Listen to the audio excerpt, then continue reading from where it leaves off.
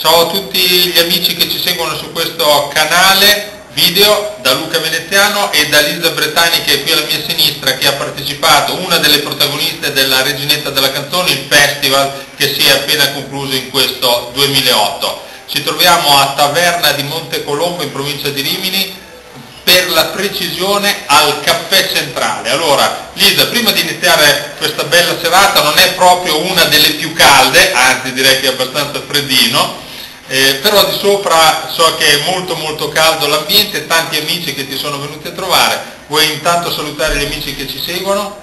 Sì, ciao a tutti. E poi vedrete un po' di immagini belle di questa festa, è un po' emozionata, dai, via. Allora io direi di entrare nel locale, che ne dici? Va bene. Dal freddo entriamo al caldo. Caffè Centrale, Taverna di Montecolombo, Rimini.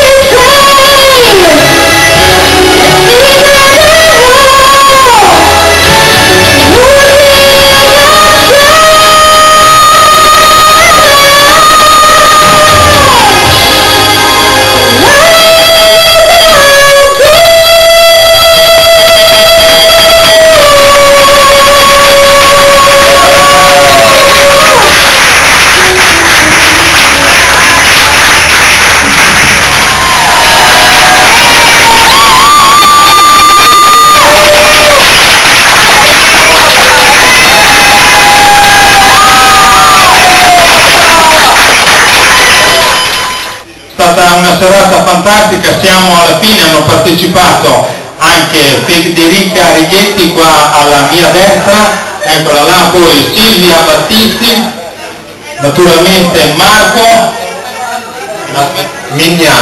Marco Mignani, ecco tutto il pubblico si è fatto qua davanti. Consegniamo il berrettino della Reginetta della Canzone, dai, me lo metto anch'io, in questa serata particolare dedicata interamente a Lisa Bretani, e con l'applauso di tutti i presenti, eccolo qua il marchio della Reginetta della Canzone, diamo l'appuntamento sui nostri canali e la Reginetta della Canzone 2009. Vai, applauso per tutti, ciao, alla prossima,